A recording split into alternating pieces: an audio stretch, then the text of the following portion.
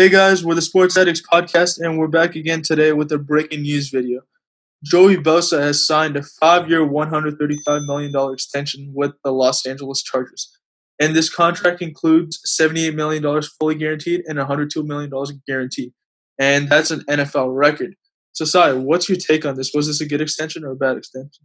Yeah, so for me, in my opinion, most people do think that it is a good extension, but in my opinion, I feel like it is a slight overpay for Joey Bosa. I feel like Joey Bosa last year, he was, in my opinion, a little worse than his brother. And even though his brother does play on a better D line, and Joey Bosa, if you look over his career, in his 4-year career as a Los Angeles Charger and San Diego Charger, he hasn't made first team All Pro, and he's only been selected to the Pro Bowl twice. And in 2018, he actually was also injured. And 2016. So I feel like Joey Bosa is a little injury prone, in my opinion, and he isn't like one of the top 5 edge rushers, in my opinion, either. So I think Joey Bosa for $27 million per year is a slight overpay for me, especially with the other defensive players they have to pay on that defense with Melvin Ingram, Derwin James, Chris Harris Jr. They already paid this offseason. So I feel like that team is going to be a little cap-riddled now with Joey Bosa take up like a big chunk of the cap space.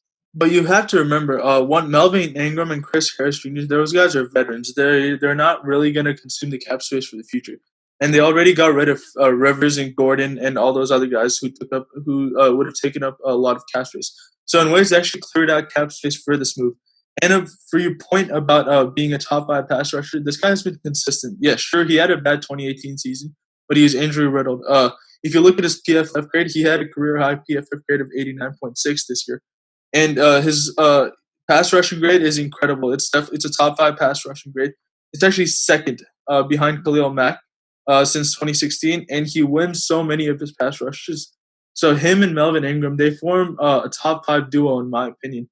So I think it's completely worth it, especially seeing that Myles Garrett got that much money. And I can confidently say that Bosa is at least on Garrett's level, or not, if not better. Yeah, I think it is a little better than Garrett's deal. I think that he is a better player, in my opinion. But a couple things worry me. So the first thing is that once Melvin Ingram chooses to leave the Chargers or retire because he's getting up there in age, I feel like Joey Bosa won't be able to carry this defensive line. I feel like he relies a lot on Melvin Ingram's versatility. He's kind of like as versatile as Zadarius Smith, in my opinion. He goes sometimes as a defensive tackle, and he helps out Joey Bosa a lot, taking away a lot of double teams. So I feel like once Melvin Ingram leaves that team, and chooses to retire or join another team, I feel like Joey Bosa has an opportunity. Has lost an opportunity to become one of the best pass rushers this game has ever seen. Yeah, but that's in the distant future. And Ingram's he is a veteran. He's only 31 though, and I don't think he's going to retire for another 2 or 3 years. So that's still enough. Yeah, but 31 is like pretty old, in my opinion. Like for a pass rusher, like you can see Everson Griffin hasn't even been signed. I think he's like 32 years old. So it's definitely getting up there in age for Melvin Ingram. Yeah, but Ingram's definitely better than Griffin. And you have to remember, the Chargers have one of the best. I know about that, actually. If you look at it, Everson Griffin's been really consistent. He's been one of the most consistent pass rushers in the NFL for the past decade, in my opinion. And I think he might actually be better than Melvin Ingram.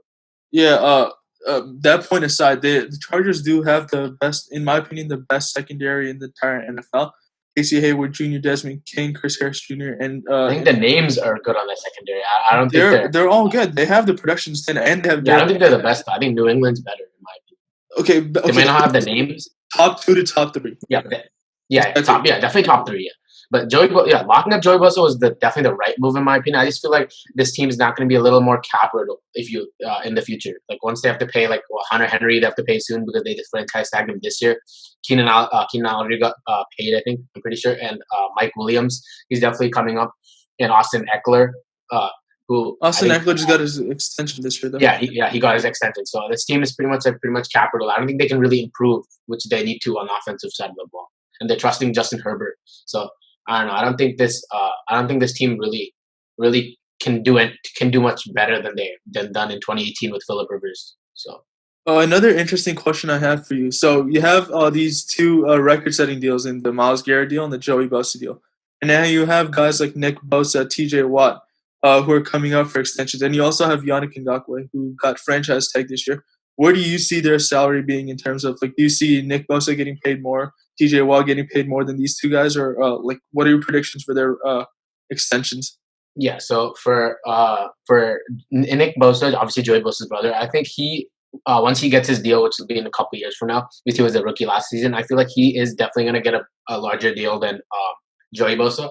And also same thing with TJ Watt. I feel like both of them are better players in my at least last year, because Nick Bosa was only there for 1 year. But I think last year has proved like Joey Bosa isn't a top tier edge rusher in my opinion. I think he's definitely elite, but I don't think he's best of the best. And I think these two pass rushers have a chance of hitting 30 mil and reaching like the QB market, which used to be the QB 30 market. mil, that seems like a lot. Like, no matter how good they are. I mean, Aaron Donald's not getting paid that much money, and none of the Yeah, but Aaron Donald, yeah, exactly. So it all depends on like when they hit free agency, right? With this like virus going around now, I feel like the cap is obviously going down next season, so or staying the same. So the market could also decrease. So you never know.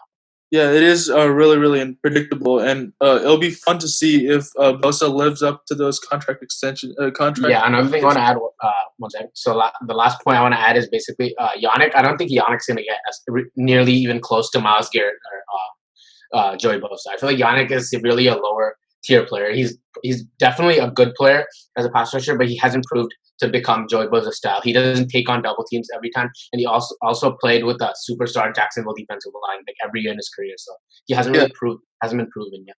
As of now, I mean, if he was to play under the franchise tag, which it looks that way because Jacksonville hasn't found a trade partner for him, he's making $17.8 million, which is the sixth highest. He's the sixth highest paid defensive end. And you would think an extension would be in that range. So it'll be interesting to see whether Yannick gets paid in the as a top 5 or top 6 edge rusher. Yeah, definitely. I think he definitely deserves his money, but I don't think he deserves as much as Nick Bosa in the future and Joey Bosa right now. Yeah, I mean, it's really unpredictable, the cap market and all that, and we'll have to wait and see what these other extensions will be like, and we'll also have to wait and see if Joey Bosa can live up to those contract expectations. So that'll be it for our breaking news episode. Don't forget to like and subscribe, and thanks for watching.